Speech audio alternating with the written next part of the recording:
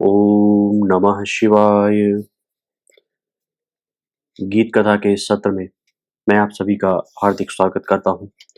मैं आपको शिव गीता सुना रहा हूँ। उसी सत्र में आज 11वां अध्याय वार्धक्य, परलोक गमन, कर्मानुसार विविध लोकों की प्राप्ति तथा नानाविध आनंदों का निरूपण। श्री भगवानुवाच देहान्तर्गतिं तस्य परलोकगतिं तथा वक्ष्यामि नृपशार्दूल मत्तः शृणु समाहितः। श्री भगवान बोले, हे नृपश्रेष्ठ, अब मैं तुम्हें उस जीव के अन्य देह की प्राप्ति एवं दूसरे लोक में गमन के बारे में बता रहा हूँ। तुम ध्यान देकर मुझसे यह सुनो। भुक्तं पीतं यदस्त्यत्र तद्र तदृशादाम बंधनम स्थूलदेहस्य लिंगस्य तेन जीवन धारणम। जीव जो भी अन्न जल ग्रहण करता है उससे इसके देह में रस की उत्पत्ति होती है। उस रस के परिपाक के अनंतर क्रमशः रक्तादि अन्य नए शरीर रक्षा के उपादान कारणों बंधनों का निर्माण होता है। इन 7 धातुओं के पारस्परिक बंधन से ही स्थूल एवं सूक्ष्म देह का जीवन धारण प्राणों की रक्षा होती है। व्याधिना जरया वापि पीडते जाठरो अनलः श्लेष्मणा तेन भुक्तान्नं पीतं वा न पचत्यलम। किसी व्याधि से ग्रस्त होने पर अथवा वृद्धावस्था आ जाने से कफ वृत्ति के कारण जठरा जब मंद पड़ जाती है तब खाए पिए गए जल अन्न आदि को वह जठरानल अच्छी तरह से पचा नहीं पाता है। भुक्त पीत रसाभावादाशु शुष्यन्ति धातवः भुक्त पीत रसेनैव देहं लिम्पन्ति वायवः। इस तरह खाए पिए अन्नादि के सम्यक परिपाक के अभाव में जब रस का निर्माण नहीं होता है तब इस देह के अन्य धातु शीघ्रता से क्षीण होने लगते हैं और वह शरीर नष्ट होने लगता है, क्योंकि अन्न जल के रस से ही यह शरीर प्राणादि वायुओं के द्वारा सर्वदा पुष्ट रक्षित होता रहता है। समीकरोति यस्मात् तत्समानो वायुरुच्यते इदानीं तद्रसाभावादाम बंधनहानितः। संपूर्ण शरीर में समान रूप से रस को पहुंचाने के कारण इसे समान वायु कहते हैं। वृद्धावस्था अथवा रोगणावस्था में चूंकि इस रस की कमी होने लगती है, अतः देह के अन्य सभी रसों धातुओं की न्यूनता से शरीर के अवयव शिथिल होने लगते। परिपक्व रसत्वेन यथाग्रं वृत्ततः फलं स्वयमेव पतत्याशु तथा लिंगम तनोर्व्रजेत। रस से परिपूर्ण फल के अच्छी तरह से पक जाने पर जैसे वह भार व स्वयं ही व्रत डंठल से अलग हो जाता है, उसी प्रकार वृद्धावस्था में आत्मबंधन भूत रसादि के अभाव में सूक्ष्म शरीर स्थूल देह से वियुक्त हो जाता है। ततः स्थानादपाकृष्य ह्रसिकाणां च वासनाः आध्यात्मिकाधिभूतानि हृत्पद्ये चैकतां गताः। तदोर्ध्वगः प्राणवायुः संयुक्तो नववायुभिः ऊर्ध्वोच्छ्वासी भवत्येष तथा तेनैकतां गतः। जब समस्त विषयों से खींचकर इंद्रियों की सूक्ष्म वासना एवं आध्यात्मिक और अधिभौतिक कर्म ये सभी हृदय कमल में मिलकर एक हो जाते हैं, तब उनमें भेद की प्राय प्रतीति नहीं होती है। उस दशा में उन अन्य 9 वायुओं के साथ मिलकर ऊपर की ओर जाने वाली प्राणवायु से एक होकर यह जीव ऊर्ध्व गति वाला होता है। चक्षुषो मूर्ध्नो वा नाड़ी मार्गं समाश्रितः विद्या कर्म समायुक्तो वासनाभिश्च संयुतः प्रज्ञात्मानं समाश्रित्य विज्ञानात्मोपसर्पति यथा कुंभो नीयमानो देशादेशांतरं प्रति। जिस प्रकार किसी पुरुष द्वारा ले जाया जाने वाला घट स्वयं गमन वाला नहीं होने पर भी एक एक देश से दूसरे देश को जाता है, उसी प्रकार देहाभिमानी यह जीव विज्ञानात्मा, प्रज्ञात्मा, सूक्ष्म शरीराभिमानी का आश्रय लेकर विद्या, कर्म एवं वासना से युक्त होकर नेत्र अथवा शिरोदेशस्थ नाड़ी मार्ग के द्वारा प्रयाण करता है।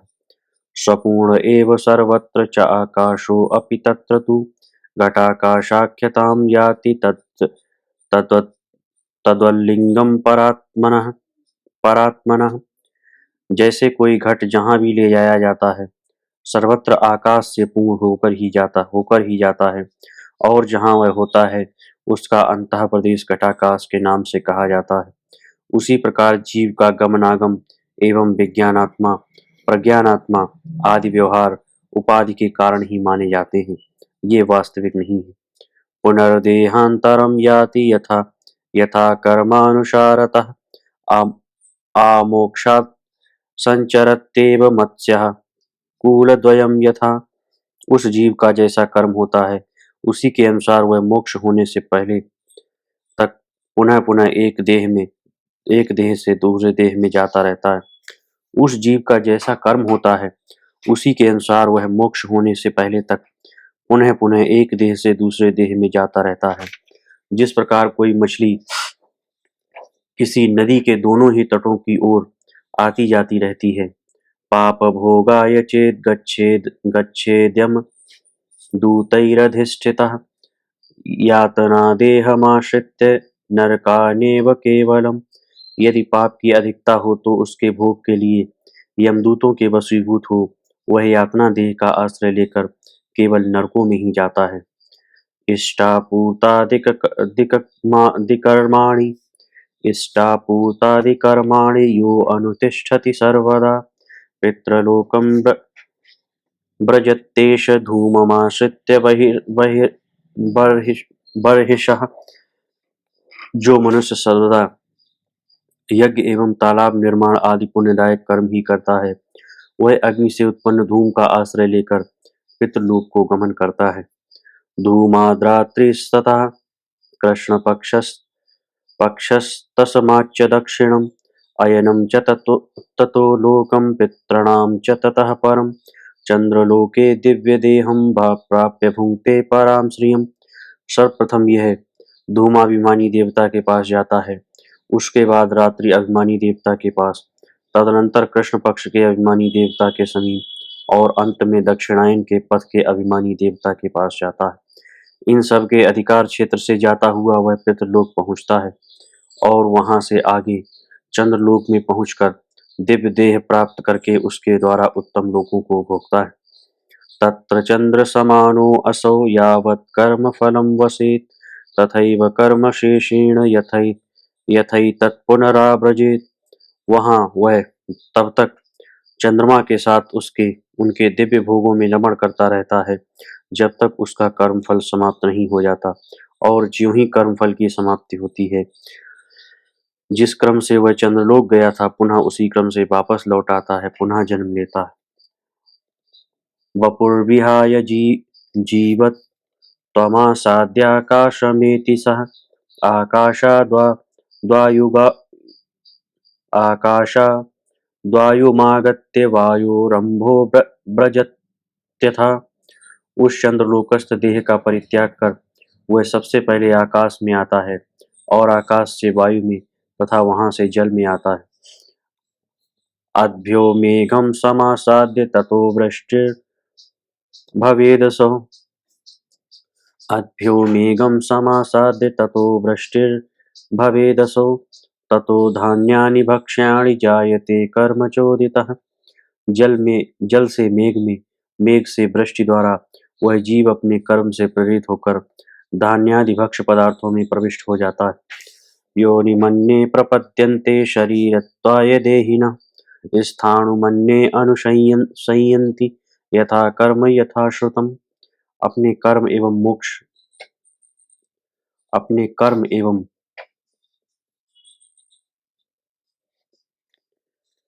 मोक्ष शास्त्रीय श्रवण से उत्पन्न संस्कार के अनुसार कुछ जीव तो मनुष्यादि योनियों में एवं अन्य कुछ जीव वृक्षादि योनियों में चले जाते हैं। ततो अन्यत्वं समासाद्य पितृभ्यां भुज्यते परम ततः शुक्रम रजश्चैव भूत्वा गर्भो अभिधार्यते। तदनंतर वह अन्न में स्थित हो जाता है एवं माता पिता द्वारा उस अन्न के खाए जाने के उपरांत उससे पिता में शुक्र एवं माता में रज का निर्माण होता है। जीव सर्वप्रथम पिता के शुक्र का आश्रय लेकर मातृ कुक्ष में प्रवेश कर रज के साथ मिलकर गर्भ रूप का धारण कर लेता है। ततः कर्मानुसारेण भवेत् स्त्री नपुंसकम् एवं जीव गति प्रोक्ता मुक्तिम तस्य वदामि ते। तदनंतर अपने कर्म के अनुसार वह स्त्री पुरुष अथवा नपुंसक शरीर धारण कर जन्म लेता है। इस प्रकार मैंने जीव की गति के बारे में अच्छी प्रकार से बता दिया। अब तुम्हें उसकी मुक्ति किस प्रकार होगी यह बता रहा हूँ। यस्तु शांत्यादि युक्तः संसदा विद्यारतो भवेत् स याति देवयानेन ब्रह्मलोकावधिं नरः। जो मनुष्य सदा शांति शम दम तितिक्षा आदि दैविक संपत्तियों से युक्त होकर निरंतर विद्या के अभ्यास में लगा रहता है वह देवयान मार्ग से ब्रह्मलोक पर्यंत जाता है।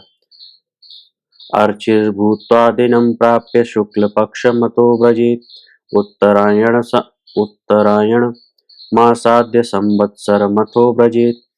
सर्वप्रथम वह ज्योति स्वरूप धारण कर दिन के अभिमानी देवता के पास, तदनंतर शुक्ल पक्ष के अभिमानी देवता के निकट, उसके बाद उत्तरायण के अभिमानी के निकट, तत्पश्चात संवत्सर के अभिमानी देवता के समीप जाता है। आदित्य चंद्र लोकौ तु विद्युल्लोकमतः परम अथ दिव्यः पुमान् कश्चित् ब्रह्मलोकादिहैति सा दिव्ये वपुषि संधाय जीवमेवं नयत्यसौ ब्रह्मलोके दिव्यदेहे भुक्त्वा भोगान् यथेप्सितान् तत्रोषित्वा चिरं कालं ब्रह्मणा सह मुच्यते। शुद्ध ब्रह्मरतो यस्तु न स यात्येव कुत्रचित्। तदनंतर आदित्य लोक एवं चंद्र लोक से होता हुआ वह विद्युल्लोक पहुँचता है।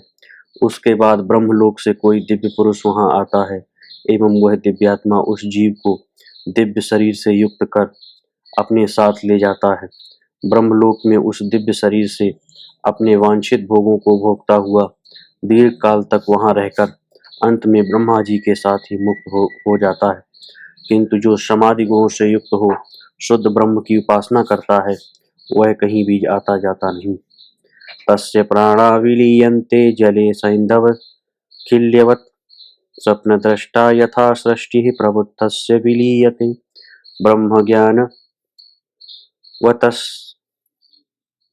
ब्रह्मज्ञानवतस्तद्वद् विलीयन्ते तदैव ते। उस साधक के प्राण उसी प्रकार अपने कारण में लीन हो जाते हैं जिस प्रकार जल में लवण पिंड मिलकर एक हो जाता है।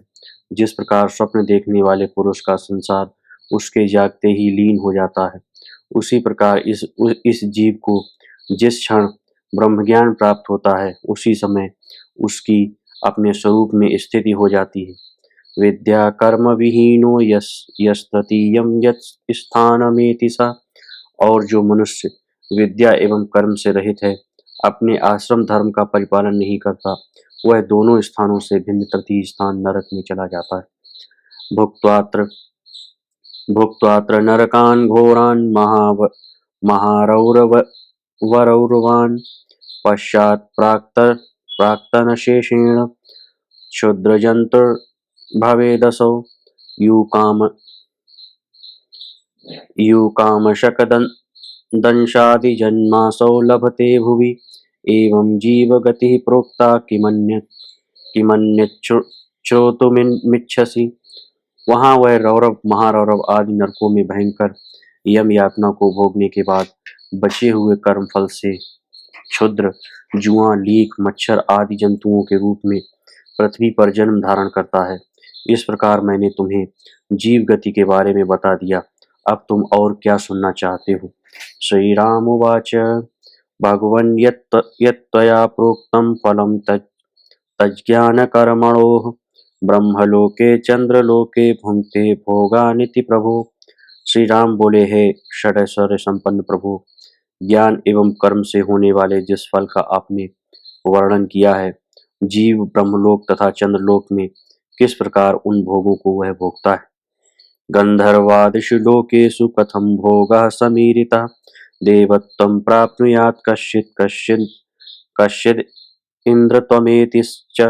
गंधर्वादि लोकों में किस तरह से भो, भोग्य पदार्थों से प्राप्त होते हैं। उनमें कोई सामान्य देवता तो कोई इंद्र पद पर विराजमान हो जाता है, वह सब कैसे उन्हें प्राप्त होता है। एतत् कर्म फलं वा अस्तु विद्या फलमथापि वा तद्ब्रूहि गिरिजाकांत तत्र में संशयो महान। हे गिरिजापति, इस विषय में मुझे अत्यधिक संशय हो रहा है कि ये सब जीव को कर्म से मिलते हैं अथवा इनकी प्राप्ति विद्या से होती है। श्री भगवानुवाच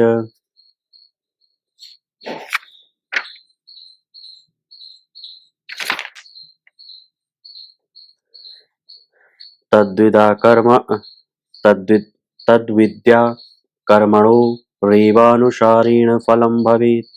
युवा च सुन्दरः शूरो निरोगी बलवान् भवेत्। सप्तद्वीपां वसुमतीं भुङ्क्ते निष्कण्टकं यदि स प्रोक्तो मानुषानन्दस्तस्माच्छतगुणो मतः। मनुष्यस्तपसा युक्तो गन्धर्वो जायते अस्य तु तस्माच्छतगुणो देवगन्धर्वस्य न संशयः। भगवान शिव बोले, हे दशरथ नंदन राम, तुमने जिस कर्म फल की बात पूछी वह विद्या एवं कर्म के अनुसार ही होता है। कोई युवावस्था से युक्त हो, सुंदर हो, शूरवीर पराक्रमी हो, रोग रहित एवं बलवान हो, यदि इन सभी गुणों से युक्त होकर शत्रु रहित 7 द्वीपों वाली पृथ्वी का उपभोग करता है तो उसे एक मनुष्य का पूर्ण आनंद कहते हैं। परंतु कोई मनुष्य यदि तपस्या से युक्त हो तो गंधर्व योनि में जन्म लेता है और उसका वह आनंद मनुष्य के आनंद से 100 गुना अधिक माना गया है तथा गंधर्व आनंद से 100 गुना अधिक सुख देव गंधर्व को प्राप्त होता है। इसमें किसी प्रकार का संदेह नहीं। एवं सतगुणानंद उत्तरोत्तरो भवेत् पितॄणां चिरलोकानामा जानसुरसम्पदां देवतानामथेन्द्रस्य गुरोस्तत्तत्प्रजापतेः। एवं ब्रह्मण आनन्दः पुरस्तादुत्तरोत्तरः। इस प्रकार उत्तरोत्तर 100 गुना अधिक आनंद होता जाता है। इसी प्रकार देव गंधर्वों से 100 गुना अधिक आनंद पितृलोक में चिरकाल तक रहने वाले पितरों को प्राप्त होता है। उससे 100 गुना अधिक सुख आजान देवताओं सत्कर्मों से देवत्व को प्राप्त इससे इससे 100 गुना अधिक इंद्र के अनुगत देवताओं को उनमें 100 गुना अधिक आनंद इंद्र को प्राप्त होता है। इंद्र से 100 गुना अधिक उनके गुरु बृहस्पति को, उसी प्रकार उनसे भी 100 गुना अधिक आनंद ब्रह्मा जी को प्राप्त होता है। इस प्रकार पूर्व की अपेक्षा उत्तरोत्तर 100 गुना अधिक आनंद बढ़ता जाता। ज्ञानाधिक्यात् सुखाधिक्यम ज्ञानाधिक्यात् सुखाधिक्यम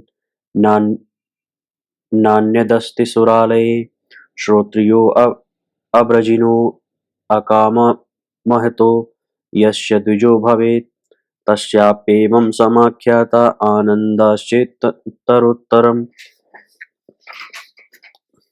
आत्मज्ञानात् परं नास्ति तस्मात् दशरथात्मज। विद्या, उपासना एवं कर्म की न्यूनाधिकता के अनुसार ही देवलोक में सुखादि की न्यूनता या अधिकता देखी जाती है। इनके विद्या एवं कर्म के अतिरिक्त कोई दूसरा कारण और दिखाई नहीं देता। जिस द्विज ने वेदों का सम्यक अध्ययन किया है, जो पाप शून्य एवं समस्त कामनाओं से रहित है, उसमें भी तपस्या अध्ययन आदि के तारतम्य से उत्तरोत्तर आनंद की अधिकता होती है। अतः हे दशरथ नंदन राम, आत्मज्ञान से अधिक श्रेष्ठ आनंद और कहीं नहीं है।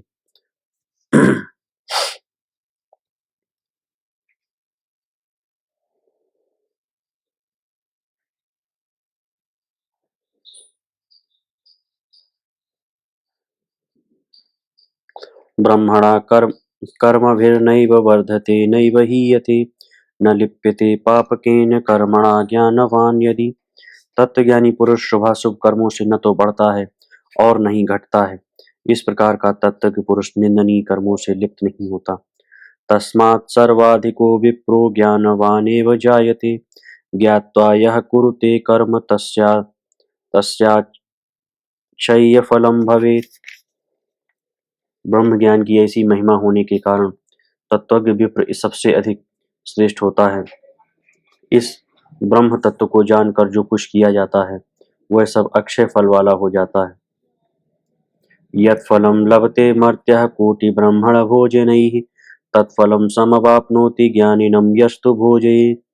करोड़ों ब्राह्मणों को भोजन कराने से मनुष्य को जिस फल की प्राप्ति होती है उसके समान पुण्य फल की प्राप्ति तो एक ब्रह्मज्ञानी को भोजन कराने मात्र से प्राप्त हो जाती है। ज्ञानिभ्यो दीयते यच्च तत्कोटिगुणितं भवेत्, ज्ञानवन्तं द्विजं यस्तु दृशते च नराधमः, स शुष्यमाणो म्रियते यस्मादीश्वर एव सः। ज्ञान संपन्न पुरुष को जो कुछ अर्पण किया जाता है वह करोड़ों गुना अधिक फलप्रद होता है। जो नराधम मनुष्य ब्रह्मज्ञानी पुरुष से द्वेष करता है वह क्षय रोग द्वारा जीर्ण होकर मृत्यु को प्राप्त होता है, किंतु क्योंकि वह ज्ञानी पुरुष निश्चय ही ईश्वर समर्थ है, निश्चय ही ईश्वर है।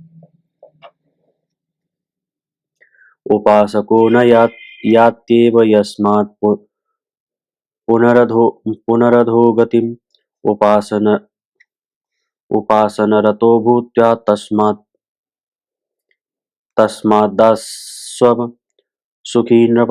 हे राजन, चूंकि ब्रह्म ज्ञान की उपासना करने वाला फिर कभी अधोगति को प्राप्त नहीं होता, अतः उस तत्व की उपासना में लगकर तुम सुख पूर्वक जगत में व्यवहार करो विचरो। इत श्री पद्म पुराणे उत्तरखंडे शिव गीतायां जीवगत्यादि निरूपणम नाम एकादशोऽध्यायः। धन्यवाद।